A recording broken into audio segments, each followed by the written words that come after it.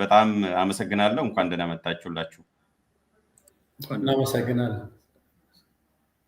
እሺ እንግዲህ እንግዶቻችንን ያው ማስተዋወቅ ብዙ አያስፈልግም ብዬ ነው። ሁሉም በፐብሊክ ኢንተሌክቹዋል ናቸው፣ የሚታወቁ ናቸው። ከላይ ያለው ገለታው ዘለቀ ነው። ገለታው ዘለቀ ሚዲያ ላይ በደንብ ይታወቃል። አንከር ሚዲያ ላይ ራሱ ልዩ ፕሮግራም አለው። እዚህ ሀሳብ ገበታ ላይም በተደጋጋሚ ከኛ ጋር ኮላቦሬት የሚያደርግ ነው።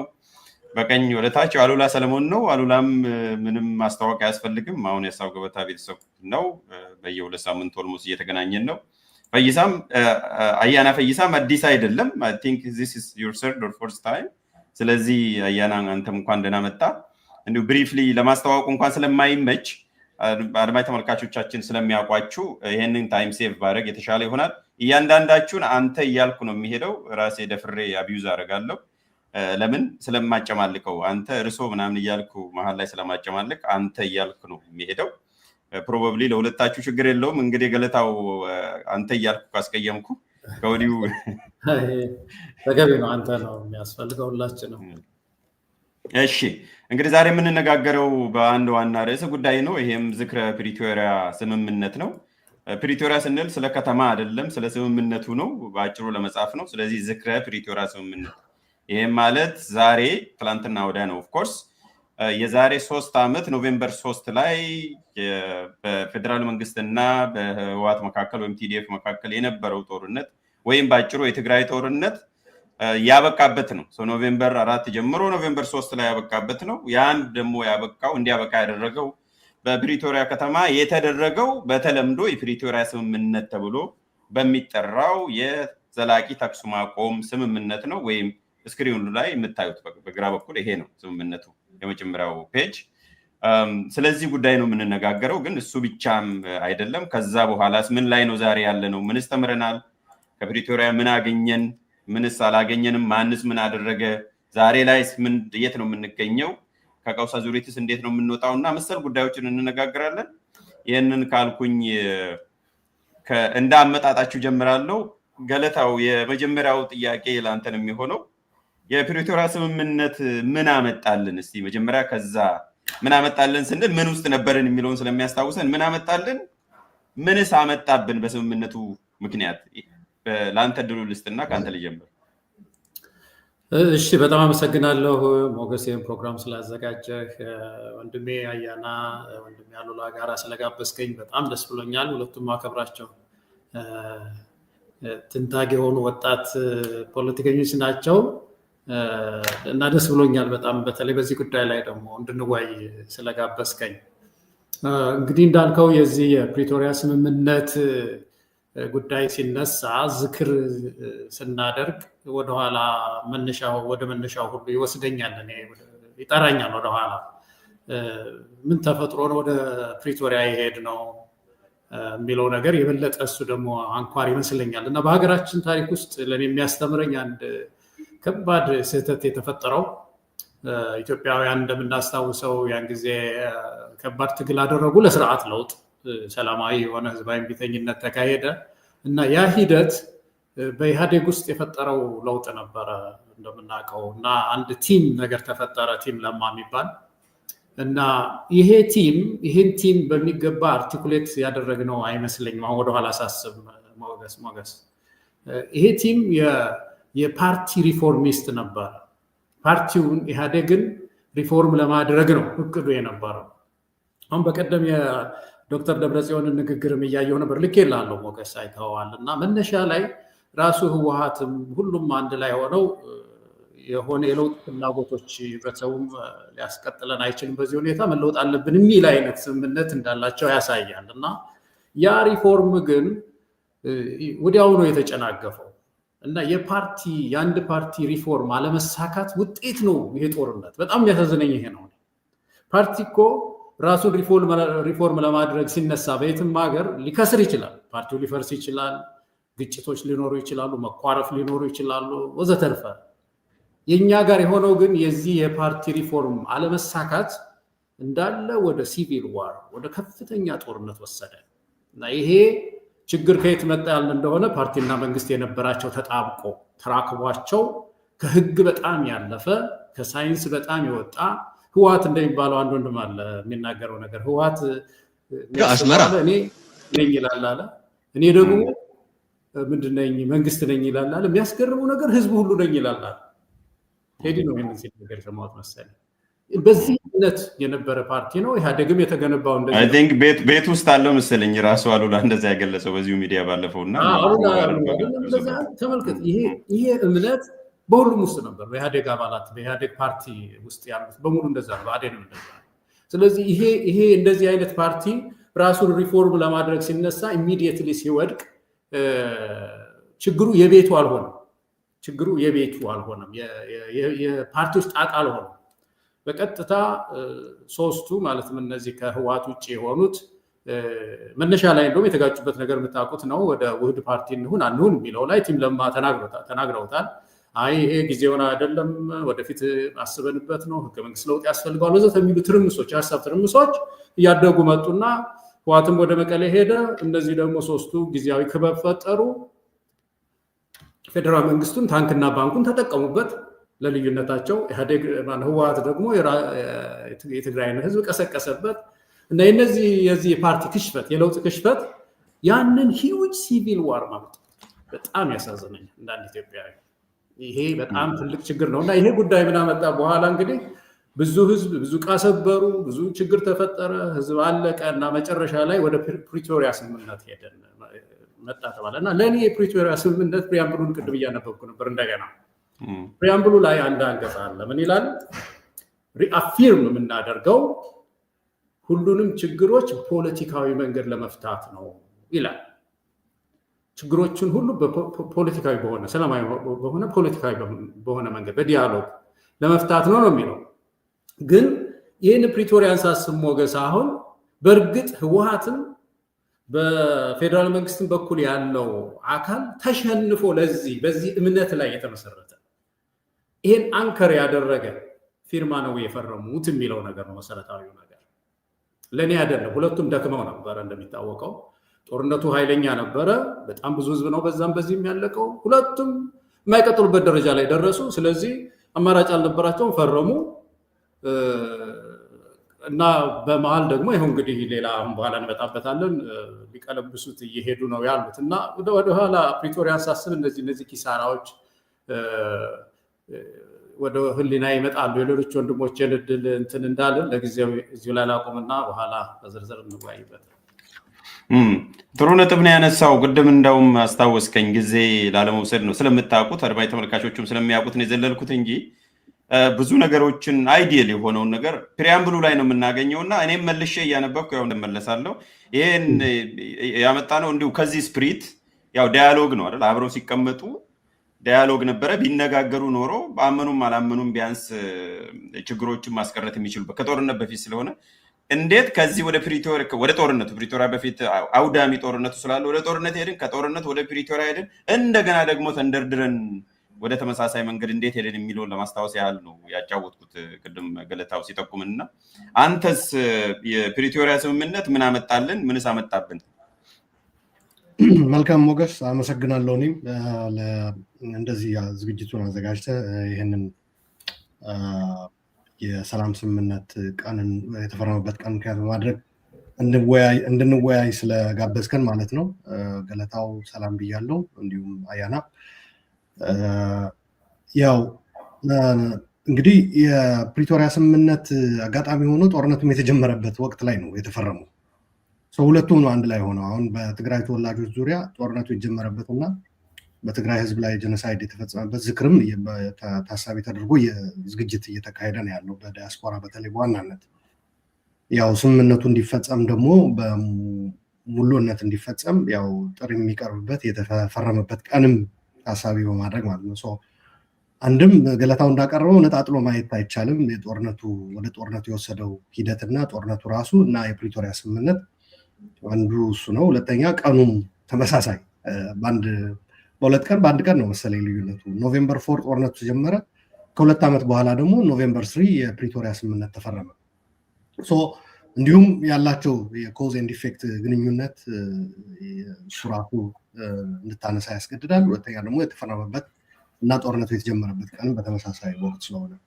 ያው ወደ ጦርነቱ ያስገቡ ነገሮች ልክ ነው። የኢህአዴግ ችግር አንዱ ነው ገለታው ያቀረበው ኢህአዴግ።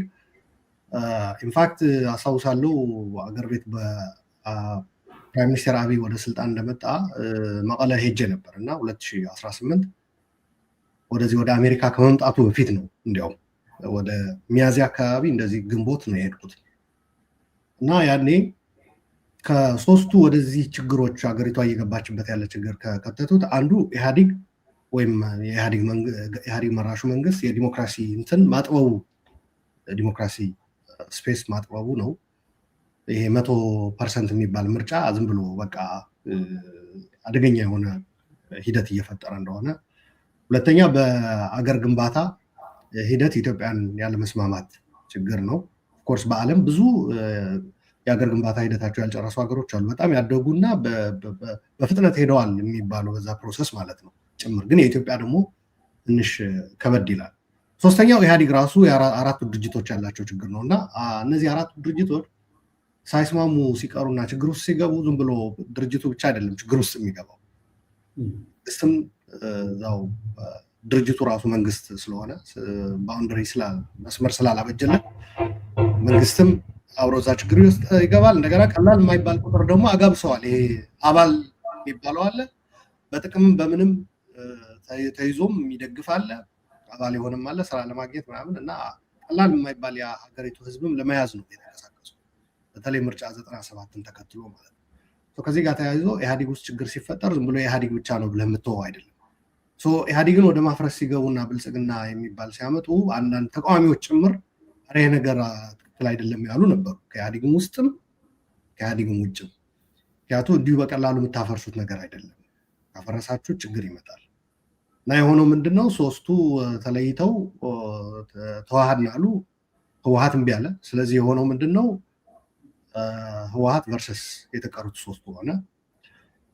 ያ የፕራይም ሚኒስትር አብይ ወይም ደግሞ ይሄ ለውጥ የሚባለው መምጣት ጋር ተያይዞ ደግሞ ኢህአዴግ እና ፕራይም ሚኒስትሩ በዋናነት ያሰባሰቧቸው ኃይሎች በኢህአዴግ ውስጥ ብቻ ያሉ አልነበሩም። የሆነው ውጭ በተቃውሞ የነበረው ሁሉ ወደ ሀገር ቤት ገብቶ ጠቅላይ ሚኒስትሩ ግፋ በለው የሚልበት ሁኔታ ነበረ።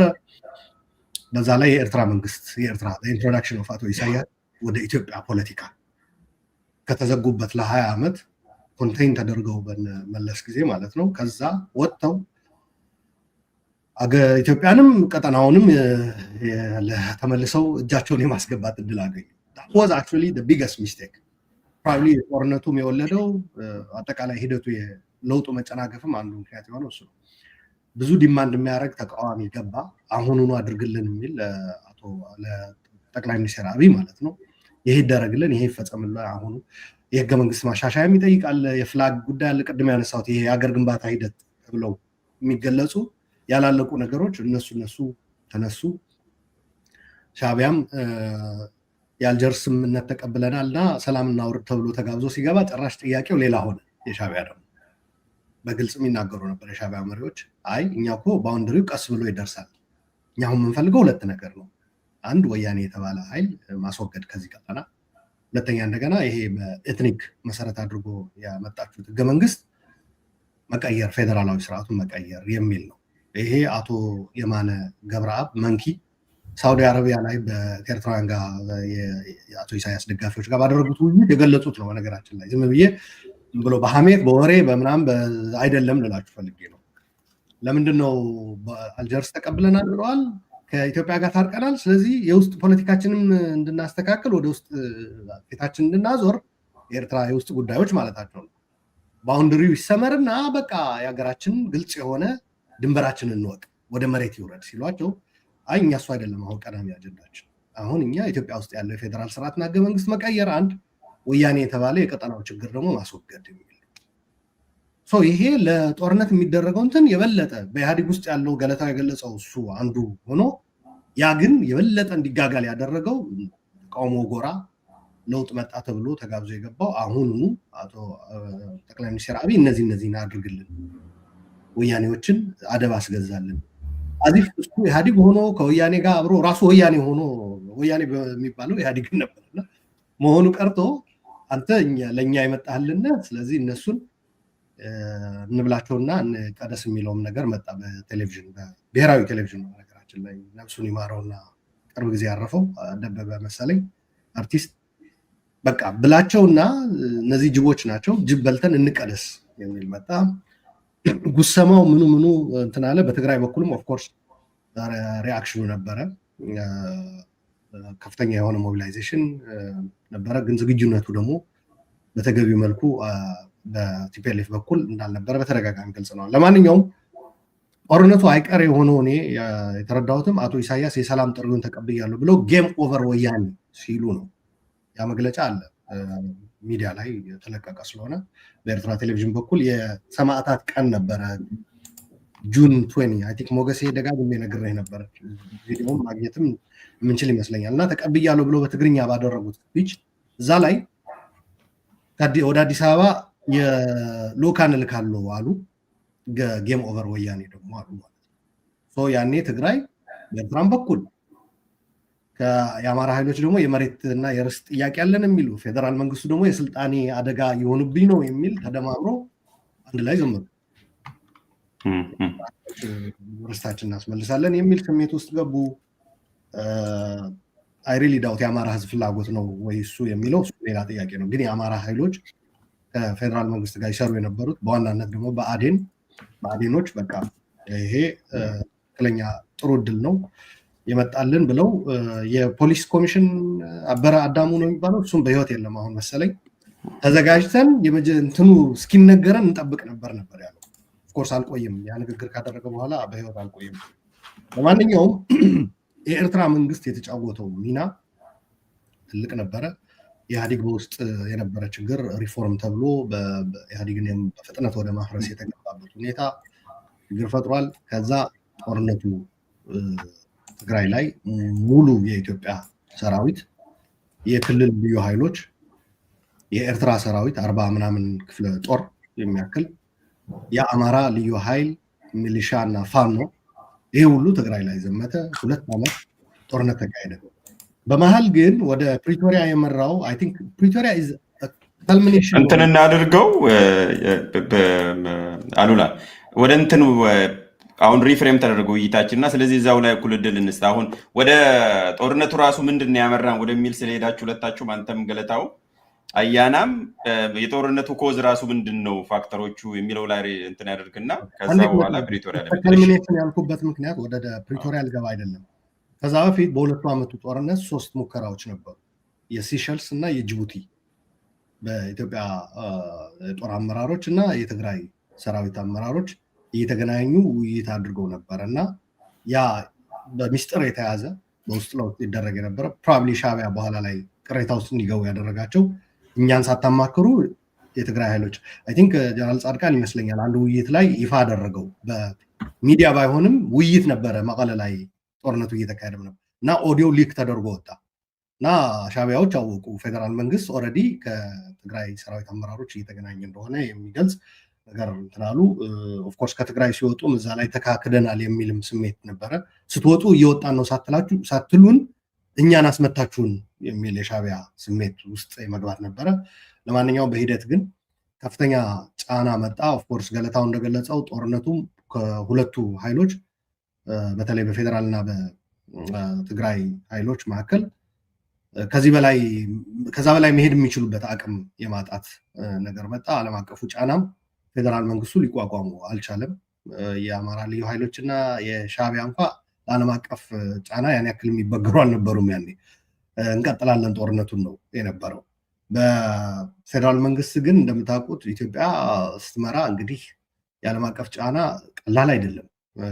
ብድሩ አለ፣ እርዳታ አለ፣ አይኤምኤፍ አለ፣ ወርልድ ባንክ አለ። የዲፕሎማሲ ኢትዮጵያ እንደ ሀገር ያላት ሚና ይታወቃል። እነሱ ጫናዎች መቋቋም አይቻልም። ለማንኛውም በኖቬምበር 3 ከ3 ዓመት በፊት የፕሪቶሪያ ስምምነት ተፈረመ ማለት ለእኔ ኢትስ ካልሚኔሽን ኦፍ የነዛ የሲሸልስ ጅቡቲ ካሄዱ የነበሩ ውይይቶች እና ከዛ ፌዴራል መንግስትና የትግራይ ኃይሎች ደግሞ ከዚህ በላይ መቀጠል አንችልም የሚል ደረጃ ላይ መድረሳቸው እና እነዛ ሁለቱ ደግሞ ፍላጎታቸው ኢግኖር ተደርጎ ዓለም አቀፉ ማህበረሰብ ህወሓትንና የፌዴራል መንግስትን በማገናኘት ያው ስምምነቱ ታዛቢዎች ባሉበት ተፈረመ ማለት ነው። አመሰግናለሁ። እሺ 3 ነጥቦች አንተና ገለታው ትጋራላችሁ እንዳጋጣሚ ሆኖ በፓርቲ ውስጥ ያለው ነገር እንዲሁም ከዛ ትራንዚሽኑም የተያዘበት መንገድንም ከዛም አልፎ ደግሞ አንተ ሸትል ዲፕሎማሲ እና የኤርትራን ፋክተርንም ጨምረበታል። ኤኒዌይስ አሁን እድሉን ላያና ልስጥና በተመሳሳይ ጉዳይ እንግዲህ ወደ ኋላ ስለተመለስን ምንድነው ወደ ጦርነት የወሰዱን የሚለው ነገር ላይ ሪፍሌክት አድርግና አንተም ከዛ በኋላ የፕሪቶሪያ ስምምነት ምን አገኘን ወደሚለው እንመለሳለን። አያና ጊዜያችንን ሴቭ ለማድረግም ስል መስማማባቸው ገለታውም አሉላም ከተናገሩት መስማማባቸው አሉ። እኔም ሞር ፎከሴ ታይም ላይኑ ላይ ነው። የጊዜው ፍሰት ስንመለከተው ትልቁ ችግር አለ ብዬ የማስበው በዚህ ብቻ ሳይሆን በሌሎች ነገሮችም አሁን አሉላ ያነሳቸው ከኤርትራ መንግስት ከአቶ ኢሳያስ አፈወርቂ ጋር ተያይዞ ከሌሎችም የተቃዋሚ ኃይሎች ጋር ተያይዞ ከቲፒኤልኤፍ ራሱ ኢህአዴግ ውስጥ ያለው እነኚህ ሁሉ አካላት ትልቁ ችግር አለ ብዬ የማስበው አዲስ የመጣውን ለውጥና ስልጣንን የተቆጣጠረው መንግስት በጠቅላይ ሚኒስትር አብይ አህመድ የሚመራው ለኛ ያደርግልናል ወይም ይሆናል ብለው ያሰቡት አንቲሲፔት ያደረጉት ነገር እነሱ ያዩት ነገር ሞር ፕሮጀክሽን የራሳቸውን እይታ መልከታ የኃይል ሚዛን ነው ብለው ያሰቡትን ነገር አሁን በመጣው ለውጥ ላይ ፕሮጀክት አድርገው ወይም ስለው ነው እየተመለከቱ እየጠበቁ የነበሩት። በኢህአዴግ በኩል የነበረው ነገር ከውስጥ ቅድም ገለታው ያነሳው ነገር እንዳለ ሆኖ ቲፒኤልኤፍ ያው ስልጣን መዋቅሩ ላይ የሚታወቅ ነው። የሀገር የስልጣን መዋቅር ወደ ላይ የተሰበሰበ ነው። አንድ ሰው እጅ እስከ መግባት ድረስ ወደ ላይ የተሰበሰበ ነው። በስልጣን ዘመናት ሄደን ስንመለከት ከነገስታቱ ጀምሮ ስልጣን ሃይሊ ኮንሰንትሬትድ ነው ወደ ሴንተር እና ቲፒኤልኤፍ የነበረውን ቁጥጥር ለኃይለማርያም ለጠቅላይ ሚኒስትር ኃይለማርያም ደሳለኝ አሳልፎ ሲሰጥ የያዘበት መንገድ ነበር። ያ ቁጥጥር ለመጀመሪያ ጊዜ ያንን ቢሮ ይዞ ያንን አይነት የኃይል አቅም ማዘዝ ኮማንድ ማድረግ የማይችል ጠቅላይ ሚኒስትር አድርጎት ነበር። ያንን አይነት ተመሳሳይ ነገር በጊዜው እንቅስቃሴ እያደረገ የነበረው የቄሮና የሌላም አካባቢ ላይ ያሉ እንቅስቃሴዎችን ለማስከን ከሰፊ ማህበረሰብ የመጣ ከዛው ከፓርቲ ውስጥ አንድ ሰው ከኦሮሞ የሆነ ሰው ወደፊት ለፊት ብናመጣ ሲሚላርሊ እንደ ኃይለማርያም ደሳለኝ አይነት ሮል ይጫወታል የሚል ግንዛቤ ነበር።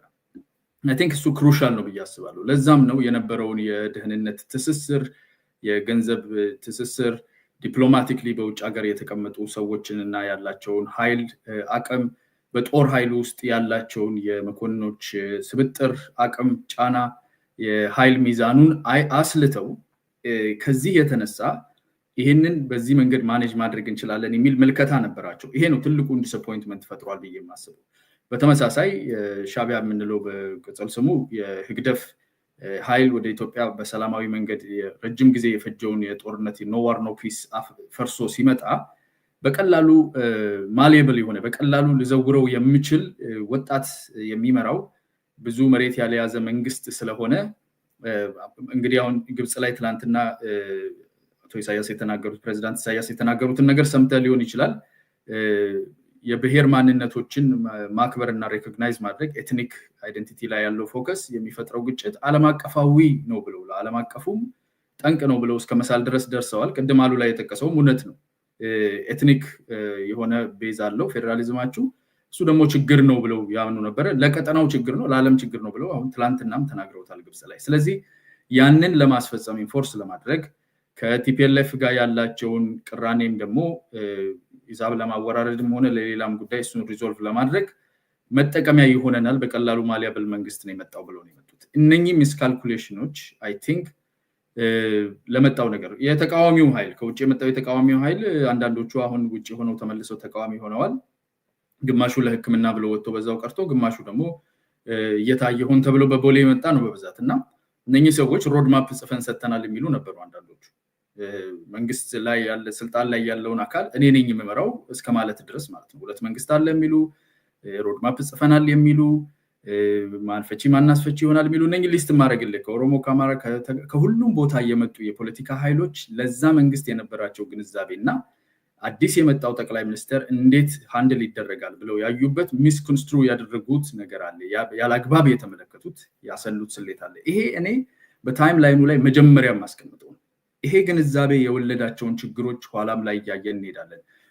ኦል ዘ ዌይ እስከ ኖቬምበር 3 የፕሪቶሪያው ሴሴሽን ኦፍ ሆስቲሊቲስ ከሚፈረምበት ጊዜ ድረስ የሴሸልሱ ጅቡቲ የተባለው ከዛም ውጭ ያሉ አንዳንድ ማይነር የሆኑ ንግግሮች አንተም ጋር ከዚህ በፊት ተናግሬዋለሁ። የኦባማ አማካሪ የነበረ ሰው ኔጎሺዬሽንስ ብሉም ኢን ዘ ዳርክ ላይክ ማሽሩምስ ይላል አይደለ? ምክክሮች እንደኛ አይነት ውይይቶች በጨለማ ነው የሚበቅሉት እንደ እንጉዳይ ይላል እና በጨለማ የነበሩ ንግግሮችን እንዴት ያለኛ ታደርጋላችሁ የሚሉ የውስጥ ኃይሎችም የአቶ ኢሳያስ አፈወርቂ መንግስት የመጣበት ምክንያት ራሳቸውን በዛ ጦርነት ውስጥ በዛ ግጭት ውስጥ ያላቸውን ተሳትፎ ያሰሉበት መንገድ ነው። ሶቨሬን የሆነ መንግስት አድርጎ የተመንገዘነዘቡበት መንገድ አይታይም እና ከዚህ የተወለዱ ነገሮች ኋላ ላይ እናያለን። ስለዚህ የፖለቲካል መዋቅሩ ላይ በጸጥታው ላይ በጦሩ ላይ አለኝ ብሎ የሚያስበው ቲፒኤልኤፍ አለኝ ብሎ የሚያስበውን ኃይል እንዴት አድርጌ ይጠቀምበታል? ለኔ እንደፈለኩ ማቀነው አመራር ካልሆነ መመልስበት ልጓም አለኝ ብሎ ያንን ልጓም ለመጠቀም የሄደበት ኋላም ላይ በቀጥታ የጦርነት የመተኳኮስና የመገዳደሉ ነገር በሰሜን እዝ ላይ በተደረገው ጥቃት በግልጽ አደባባይ የወጣበት ከዛ በፊት ግን ግልጽ የሆኑ ምልክቶች እየታዩበት ማሰልጠን የኃይል ሚዛን እኛ አትችሉንም አይነት የሚል ፉክክር ውስጥ የተገባበት ነው ብዬ አስባለሁ። አመሰግናለሁ አያና። አንተንም እንግዲህ በነገራችን ላይ ቅድም አንድ ያነሳው ነገር አለ እና ስለ ፕሪቶሪያ ስናወራ ወደዛም ስለምንሄድ ስለሆነ እንዴት ሰክሰስፉል ሆነ የሚለው አሉላም አንስቷል፣ አንተም ጨምረበታል። አንደኛው ብዙ ሰዎች እንዳውም ሂስቶሪካል ፓራሌል ድሮ የማያደርጉት ብዙዎቻችሁ የኦስሎ ፕሮሰስ የምታውቁ ይመስለኛል። ባክ ቻነል ኔጎሲዬሽን የነበረ ሚዲያውን ዘግቶ ማንም ሰው ሳያውቅ ለረጅም ጊዜ ባክ ቻነል ነው የነበረው እና ሰክሰስ ስቶሪው አንደኛው ምክንያት የኦስሎ የተሳካው ውጭ ያለው ማህበረሰብ እንዳያውቅ ተዘግቶ በተለይ ሚዲያ እንዳያውቅ አድርገው ነው የሰሩት እና የፕሪቶሪያም የሚመሳሰለው አንደኛው ባክ ቻነል መሆኑ ነው። እንደምታስታውሱት ሚዲያ ከግራና ከቀኝም ሊክ ለማድረግ ይሞክሩ ነበር ያኔ። እኔም ያው ሚዲያ ላይ ስለነበር ግን በተቻለ መጠን ዝግ ነበር ያደረጉትና የኦስሎን ስላስታወሰኝ ነው እግረ መንገዱንም እንደ አንዱ ሰክሰስ ስቶሪ ወደዛ እንመለሳለን። እስካሁን ከተናገራችሁት ውስጥ 5 ነጥቦችን ይዣለሁ እና አንደኛው ሚስ ማኔጅድ ትራንዚሽን ራሱ ሚስ ማኔጅድ ትራንዚሽን፣ ሁለተኛው አያና የጨመርክበት ሊደርሺፕ ሮል ማለት የአብይ ራሱ የአብይ ፋክተር አለ፣ ሶስተኛው የሻቢያ ኤፌክት አሉላ ስትረስ ያደረገው እኔም ከዚህ በፊት በጻፍኩት አርቲክል ላይ አንስቼዋለሁ። የዎር ፓክት የሚመስል አሁን አትሊስት ዛሬ ላይ ሆነን ሪትሮስፔክት የምናየው። ሌላኛው ሄት ሪቶሪክ ኤንድ ሃይፐር ናሽናሊዝም አለ፣ ብዙም የማይረሳው ይሄ መንገድ ሲዘጋ የነበረው በአማራና በትግራይ መካከልም የነበረው ሁኔታ ጀነራሊ ኢቨን ለቲፒኤልኤፍ ነው ወይስ ለማህበረሰቡ ነው ወይ የሚለውን ነገር ወደኋላም ተመለሰን ብናይ ጥሩ ነው። ሄት ሪቶሪኩ ለጦርነት እንዴት እንደሚያመቻች።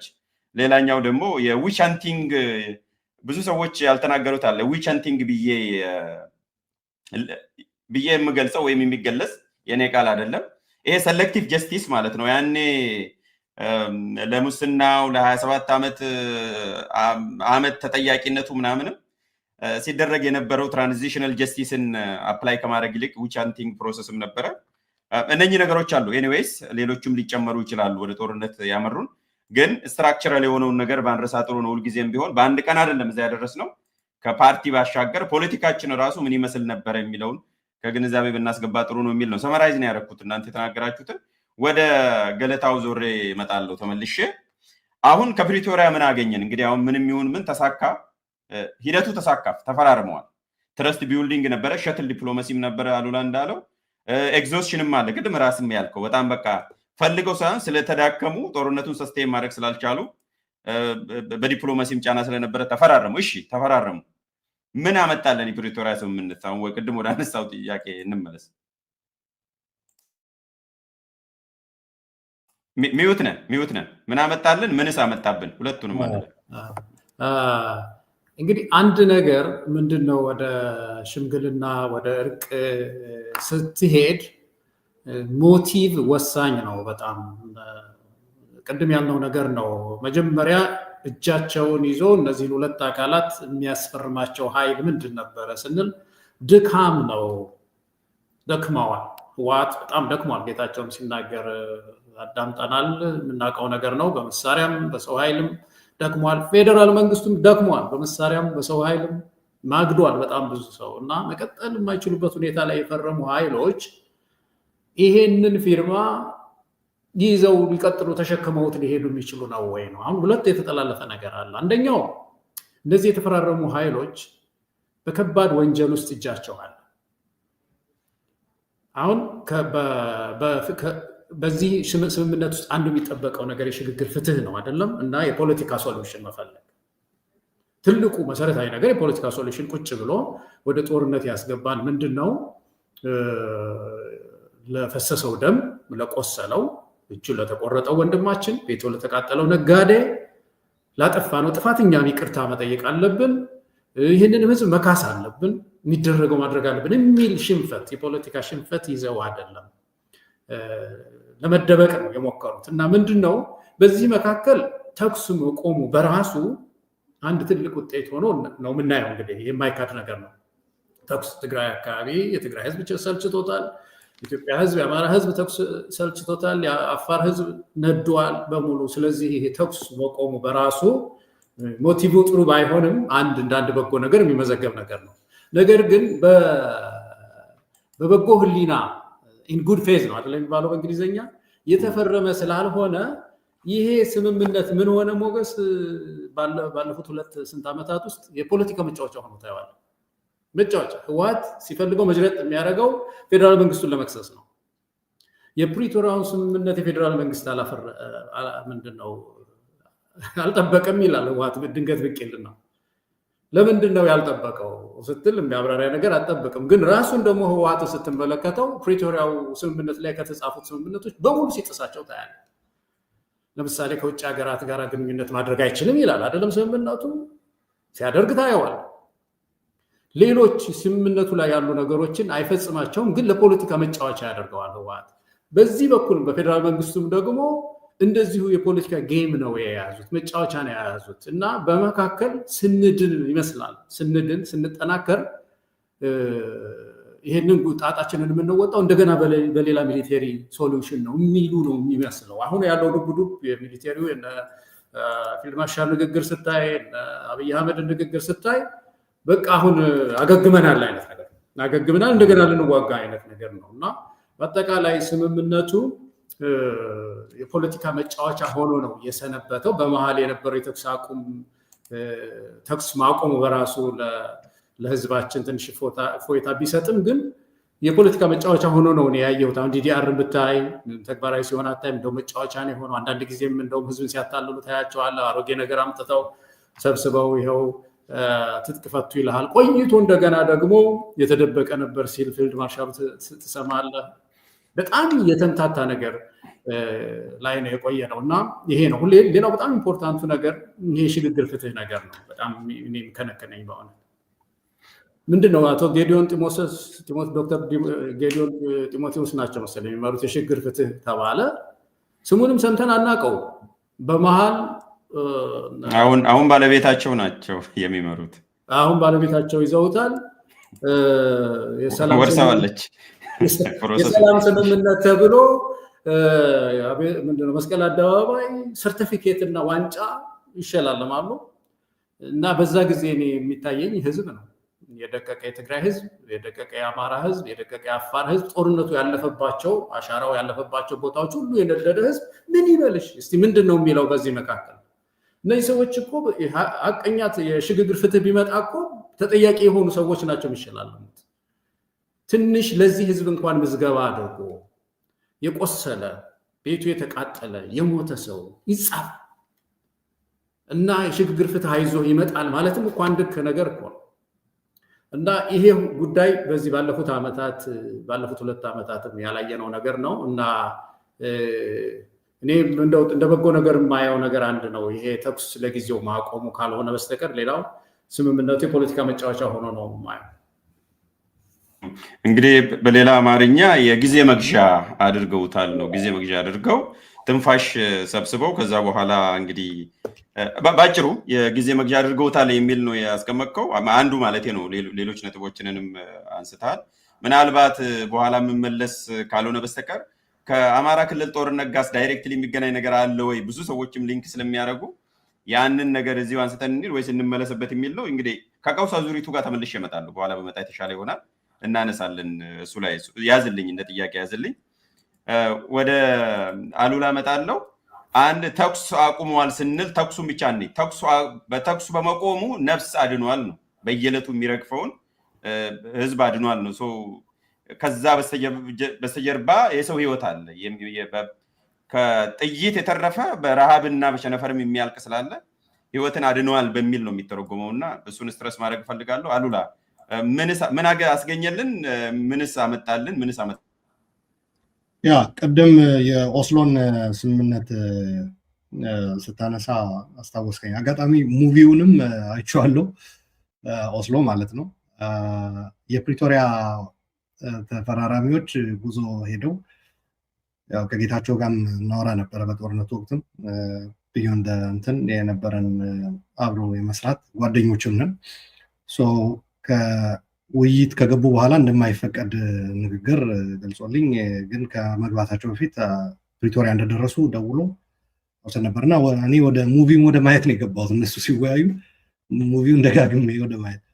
በአጋጣሚ ሆኖ የፕሪቶሪያ ስምምነት ብቻ ሳይሆን ጦርነቱ የተጀመረበትም ቅድም በገለጽኩት ተመሳሳይ ስለሆነ ልደት ቀኔም ኖቬምበር 4 ነው እና ያኔ ጦርነቱ ሲጀመርም በርዝዴው ቀረና ወደ ስራ ነው የሄድኩት። ጓደኞች ከሰዎች ጋር ለመገናኘት ፕላን ነበረ። ዋሽንግተን ዲሲ ቀረ። ቢዘገይም ሃፒ በርዝዴ። አመሰግናለሁ። ያ ትናንት ነበረ ፕሪቶሪያም ሲፈረም እቺ በርዝዴ ላይ እንደገና እሱም መጣ እና ሙቪ አየው። ያንን ምክንያት በማድረግ ኦስሎን አይቼዋለሁ ልል ፈልጌ ነው እና በጣም ጥሩ ሙቪ ነው። አይ ቲንክ ስኬታማ የሆኑ ውይይቶች የግድ በትልልቅ ተቋማትና በትልልቅ መሪዎች ታጅቦ ይካሄዳል ማለት እንዳልሆነ ኦስሎ። ምክንያቱም የእስራኤልና የፍልስጤም በትልልቅ አገሮችና መሪዎች ተሞክሮ እምቢ ብሏቸው የሆኑ ሁለት ሰዎች ናቸው በቤታቸው መስተንግዶ አድርገው ምናምን ነው የጀመሩት። ከዛ እያደገ አፕግሬድ እያገኙ ከሁለቱም ሳይድ ወደ ከፍ ያለ እንትን ደረሰ። ለማንኛውም ለማስታወስ ያክል ነው ያመጣሁት። ጥሩ ነጥብ ነው ያነሳው ለማለት ነው። የፕሪቶሪያ ስምምነት አንዱ ትልቁ በተለይ በትግራይ በኩልም ተወያዮቹ ሲነገራቸው የነበረ ተኩስ እንዲቆም አድርጉ ነው ሲባሉ የነበሩት። በኋላም ገልጸውታል። እነሱም በተደጋጋሚ ተኩስ የማቆም ስምምነት ፈርሙ በፍጥነት ነበር ያሏቸው። ካልሆነ ለመውጣትም እየተዘጋጁ ነበር። እንደገና ሁለተኛ ወደ ጉሪላ ዋርፌር ማለት ነው፣ ወደ በረሃ ሊወጡ ምናምን እንደዚህ። ለማንኛውም ተፈረመ። ሳይለንስ ደጋን ሳይለንሲንግ ደጋን ወዝ ላይክ በጣም ትልቁ የፕሪቶሪያ እንትን እና በዛ ጀርባ እንደገለጽከው አንተ ያልቅ የነበረ የሰው ህይወት ቀርቷል ማለት ነው። ራሱ ኦባሳንጆ በቦታው ሆኖ ከኢትዮጵያ ተወካዮች ጋር በነበረኝ ንግግር አለ ከፈረሙ በኋላ እፎይታ ነው የተሰማቸውና በቀን 1000 ሰው ህይወት ነው ያተረፍነው በዚህ ፊርማ ነበር ያሉኝ አለ። ከኢትዮጵያ ሳይድ ያሉት ተፈራራሚዎች ማለት ነው። ይህ ማለት ነው በአመት ወደ 400,000 ገደማ ሰው ማለት ነው አይደል? ካልተሳሳቱ ነው የሚሆነው 360 ምናምን ቀን አይደል ያለው በአመት። ኢማጂን ይህንን ያክል ሰው ነው ከልቂት የታደግነው ነው ያሉኝ አለ። ይሄ ፋይናንሻል ታይምስ ላይ ጽፎታል። በነገራችን ላይ ኦባሳንጆ ከስምምነቱ በኋላ ጽፏል። ፋይናንሻል ታይምስ ላይ ልታገኙ ትችላላችሁ። አይ ቲንክ ትልቁ ይሄ ነው። ከዛ ቀጥሎ ግን ያው ሳይለንሲንግ ዘጋን ብቻ አይደለም፣ ያው ሰሴሽን ኦፍ ሆስቲሊቲስ አግሪመንት ስለሆነ ኮሃ አይ ቲንክ ሆስቲሊቲስ ወደ ጸብ ወደ ግጭት የሚወስዱ ነገሮችን የማስቀረትም ጭምር ነው። አንዱ አርቲክልም እንደዛ ነው የሚለው በነገራችን ላይ ከጥላቻ ንግግር ወደ ግጭት ከሚወስዱ ግጭት ቀስቃሽ ከሆኑ ፕሮፓጋንዳዎች እንታቀባለን ይላል። አክብረውታል። ሌላ ነገር ነው ገለታው እንደገለጸው እሱ ሌላ ታሪክ ነው ማለት ነው። አንዱ አስቀምጠዋል። ሁለተኛ ያለንን ችግር በፖለቲካዊ ብቻ ፖለቲካዊ ችግሮች እንፈታለን የሚል ነው። ወደ ህገ መንግስቱ እንመለሳለን። ሪስቶሬሽን ኦፍ ኮንስቲቱሽናል ኦርደር በትግራይም የፌዴራል መንግስትም እነዛን ነገሮች እንዲያከብር ትግራይ ውስጥም የህገ መንግስታዊ ስርዓቱን መልሶ የመትከል ስራ እንደሚሰራ ያስቀምጣል። የሪኮንስትራክሽን ጉዳዮች አለ ትግራይ ላይ እና እንዲሁም አፋርና አማራን ጨምሮ ጦርነቱ ወደ እነሱም ስለተስፋፋ በዋናነት ትግራይ ላይ ቢሆንም የዳግመ ግንባታ ነው የሚባለው ሪኮንስትራክሽን ሪቢልዲንግ ፕሮሰስ ይጀመራል ይላል። የመልሶ ማቋቋም ስራ ተፈናቃዮችን የመመለስ የሂማኒታሪያን እንትንም አለው። አንድ አርቲክል አለው። የፌዴራል መንግስት ነው በዋናነት እሱን እንዲሰራ እንዲያውም ኃላፊነት የተሰጠው ተፈናቃዮችን የመመለስ ትናለ። ከዛ የትራንዚሽናል ጀስቲስ ጉዳይ አለ። የሽግግር ፍትህ ተቀምጧል እዛ ላይ እና በህገ መንግስቱ መሰረት ህወሓት ማድረግ ያለበት ነገሮች ተቀምጠዋል። ፎሬን ኮረስፖንደንስ እንደማይችል ማስታጠቅና ከሌሎች ምንድነው የታጠቁ ኃይሎች ሃርበር ማድረግ እንደማይችል ሶኔን ሶፎርስ ተቀምጠዋል። ፌዴራል መንግስትም በህገ መንግስቱ መሰረት የተጣለበት ኃላፊነት አለ።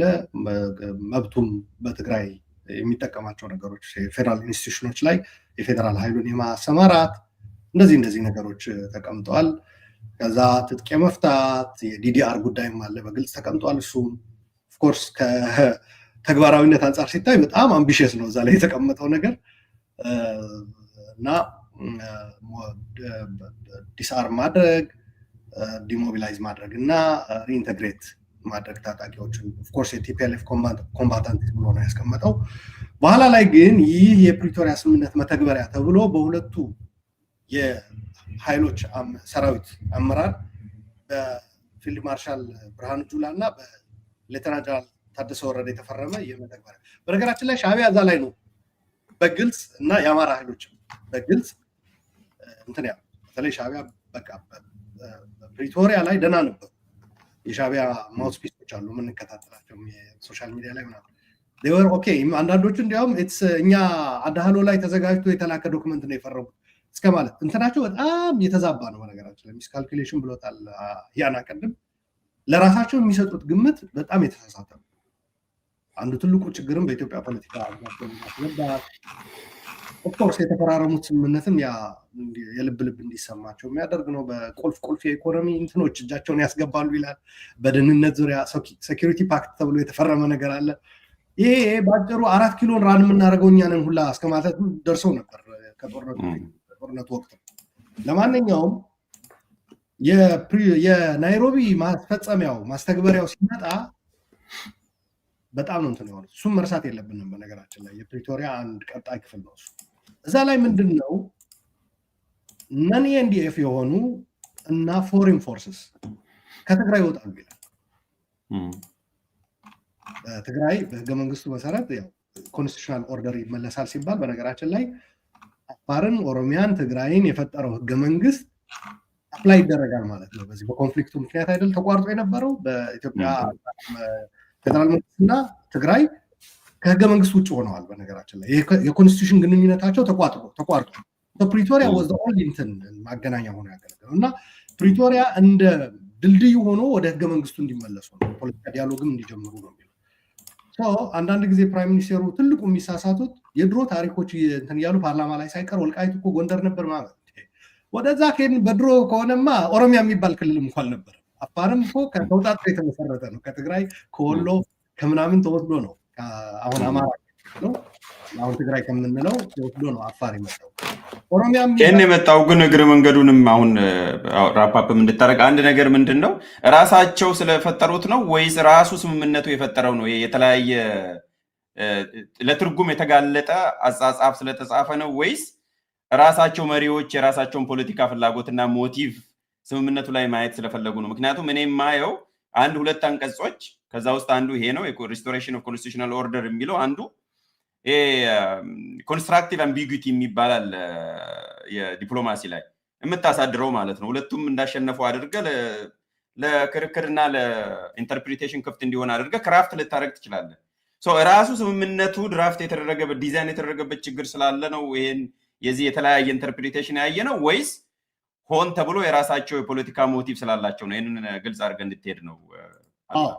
አሁን ሻዕቢያዎች ያስቆጣቸው ፎሬን ፎርስ ይወጣሉ የሚለው እነሱ እንደሚወጡ ተነገራቸው። ትጥቅ መፍታትም የሚኖረው ፓራሌል እነሱ ሲወጡ እንደሆነ እነሱ የሚፈልጉት ትጥቅ ፈቶ ትግራይ ከዛ በኋላ ያንን አረጋግጠው የመውጣት ነገር ነበረ። አሁን እንዳለው በነገራችን ላይ በህወሓት አንዱ ፍንካችና በሻዕቢያዎች ያለው ግንኙነት ገለታው እንደገለጸው አንዱ ጥሰትም ነው። በነገራችን ላይ ልክ ነው ገለታው ያስቀመጠው የፕሪቶሪያን ስምምነት የሚጥስ ነው። አንዱ ፍንካች በነደብረ ጽዮንና በህወሓት በሻዕቢያ ጋር ያለው ግንኙነት በነገራችን ላይ እሱ ድብብቆሽ አይደለም። እኛም ዝም ብለን ተመራምረን የምንደርስበት ነገር አይደለም። ይፋ የሆነ ጀነራሎች ልክ እነ ብርሃኑ ጁላ ቅድም እንደተጠቀሰው እንደሚናገሩት ወደ ጦርነት የሚወስደው በትግራይ በኩልም ማይክ በጨበጡ ቁጥር ከሻቢያ ጋር ስለጀመሩት ግንኙነት ብራግ የሚያደርጉ የጦር አመራሮች አሉ። ይሄ በጣም አደገኛ ነው፣ ለእኔ በጣም ያሳስበኛል።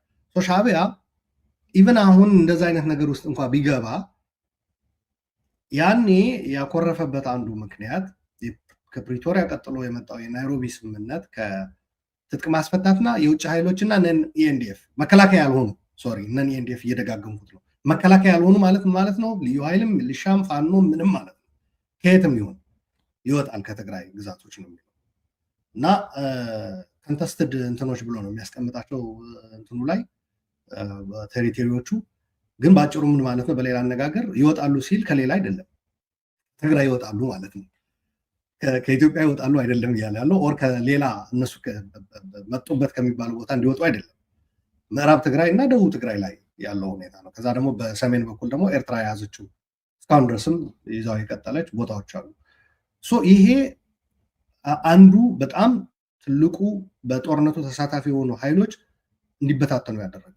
ይሄ ጀነራል ጻድቃን እንዳስቀመጠው ፕሪቶሪያ እኮ አንዱ የጠቀመን አንድ ላይ ወጉን የነበሩ ኃይሎች እንዲለያዩ ሆነዋል የሚል ንግግር አድርጎ ነበር እና ተለያይተዋል። ምንም ጥያቄ የለውም። ፌዴራል መንግስት የራሱ መንገድ መረጠ። በቃ ካሁን በኋላ ትግራይ ላይ ጦርነት አልቀጥልም ማለት እነዛ ደግሞ አይ መቀጠል አለበት። በተለይ በሻቢያ በኩል በግልጽ ነው። ፕሬዚዳንቱ ራሱ ተኮላሸብን እኮ ነው ያለው በትግርኛ። ተኮሊፍና ማለት እኮ በቃ ተደናቀፍን፣ ተኮላሸብን። በነገራችን ላይ የሻቢያ ለአማራ ኃይል ፍላጎት ሌላ ልትለው ይችላል፣ ፌዴራል የሚፈልገው ሌላ ልትለው ይችላል። የሻቢያ አንዱ ሰው ዝም ብሎ የተለያየ እንትን ሊሰጠው ይችላል። ሻቢያ ኢትዮጵያ በራሷ አቅም ኢትዮጵያን የመውጋት ጦርነት እየተካሄደ ብሎ ነው የሚያስብ።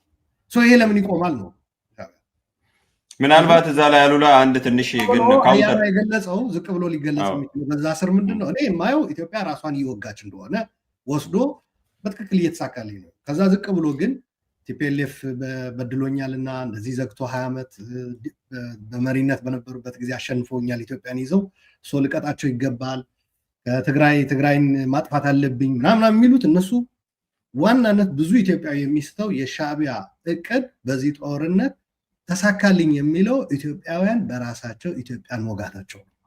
አንዱ እጅ ኢትዮጵያዊ ቀኝ እጁን ይዞ ግራ እጁን ገዝግዞ ሲቆርጥ ማየት ነው። ይሄ አይ ቲንክ ፕሪቶሪያ አንዱ ሻቢያ እንደዛ እያደረገ መቀጠል የሚችልበት እድል ዘጋበት። አንድ ጥያቄው የሚነሳው እዚሁ ላይ ያሉና ሌላ ነገር ነው። ያ ኤግዛክትሊ እዚህ ጋር አሁን የሚነሳው ዛሬ ላይ ጥሩ አሁን አንድ ነጥብ ስላነሳ እኮ ነው ካውንተር ፋክቹዋል ተኮሊፍና ወይም ተጨናገፈብን ተቋረጠብን ካለ ቤዚካሊ ህወሓትን እንዳናጠፋው ተከለከልን ነው ኢንዌይ። እንደዛ ከሆነ ታዲያ ከህወሓት ጋር እንዴት ሊሰራ ቻለ ከ3 ዓመት በኋላ? እቅዱ እንደዛ ከሆነ ይጋጫል ብዬ ነው። ዛሬ ላይ እንዴት አብሮ ሊሆን ቻለ? እነሱ ህወሓት ለማጥፋት ተኮላሸብኝ እንትናንትና። ምክንያቱም ከህወሓት ጋር ከሰራ ምንድን ነው ያቺ ኢትዮጵያ ራሱን በራሱ መምታት የሚያስቀጥለው ህወሓት ተገኘ። እሷን ማስቀጠሉ የሚያሳይህ እንዲያውም ሜይን አጀንዳ ያ አይደለም። ጌም ኦቨር ወያኔ ነው ግን ያለው አይደል? ጌም ኦቨር ወያኔ ከሆነ መልሶ ደግሞ ከወያኔ ጋር ይሰራል ማለት ነው። ቅድም አያና ያነሳው እኔም ያነሳሁት ነበረ። ይሄ ህገ መንግስት ኤትኒክ የሆነ እንትን አንፈልገው። አሁን እዚህ ላይ ኢትዮጵያን አንድነት የሚፈልግ እና የብሔር ፌዴራሊዝም የማይፈልግ ሰው አሁን አቶ ኢሳያስ ለኢትዮጵያ አንድነት ተቆርቋሪ እንደሆነ አድርጎ ነው የሚወስደው አይደል? አቶ ኢሳያስ ግን ያንኑ ኢትዮጵያዊ አስመራ ከጋበዙ በኋላ ኢትዮጵያ አይደለም የሚል የመገንጠል ጥያቄ ያለው ደግሞ ጠርተው ያስተናግዱታል። ኢትዮጵያ የምትባል ብለው ጭራሽ ይሄ 3000 የሚባለው ተረት ነው። 3000 ዓመት የሚባል የላትም። 60 ምናምን ዓመት ታሪክ ነው ያላት። እሱም እንግሊዞችና አሜሪካኖች የግድ በቃ ካልቆመች ብለው እየደገፉ በኋላ ላይም ወያኔን አምጥተው በየጊዜው የመጡ ከኃይለስላሴ ጀምሮ እስከ አብይ ተላላኪ ተብሎ ነው በሻቢያ የሚገለጹት። ኢትዮጵያ መሪዎች ሁሉ ተላላኪ ናቸው። በዛ ላይ ሻቢያም እኔም በማስወገድም ወደ ስልጣን በማምጣትም ሚና ነበረኝ ብሎ ነው የሚናገረው። አሁንም ኤኒታይም ላስወግደው እችላለሁ ከኔ ጋር ያልተስማማ። ከስር ያሉት ነገሮች እንተዋቸውና በዋናነት ሻቢያ ከፕሪቶሪያ ጋር ተያይዞ የተቋረጠበት አንዱ ነገር ቢኖር ኢትዮጵያውያን አንዱ ኢትዮጵያዊ ላይ በማነሳሳት የመምታት ነገር ብሏል። ከዛ ወደ ላይ ከፍ ስትል ኦፍኮርስ የውሃ የባህር ጉዳይ ይመጣል። ይሄ ባለፈው ሞገስ ነገር ያለ የውሃና የባህር ጉዳይ ሲነሳ የተለያዩ በየጊዜው የነበሩ የኢትዮጵያ አመራሮች ይገጥማቸው የነበረ ፈተና የውስጥ ያሉ ብዙ ናቸው፣ ግን የውስጥ ግጭቶችን ማስቀጠል ነው አንዱ የነበረው። ምክንያቱም ኢትዮጵያ ፎከስ ሆና የባህር በር የአባይ ውሃ ጉዳይ የመልማት መብቷን የመጠቀም ምናምን ነገር እንዳይኖር ማለት። ይህ ስል ግን የኢትዮጵያ መሪዎችም እንዝህላል ሆነው ለዚህ ክፍተት ራሳቸውን የሰሩት ሚና በመርሳት አይደለም። አብይም በዚህ ተጠያቂ ነው። በኢህአዴግም ጊዜ የነበሩ ተጠያቂዎች ናቸው። ከዛ በፊት የነበሩ በደርግ ጊዜም ተጠያቂ ናቸው። ምክንያቱም ያው የውጭ ኃይል እንደምታውቁት ቀዳዳ አስፈጥርለት ነው የሚገባው እንጂ ቀዳዳውን በጊዜ ቤትህን አስተካክለህ የቤት ስራን ከጨረስ መግባት አይችልም። ሻዕቢያ በራችንን ከፍተን ሻዕቢያም ሌላውም እንዲጫወቱ አደረግን የሚል ነው። እመለሳለሁ ለእንትና ምድል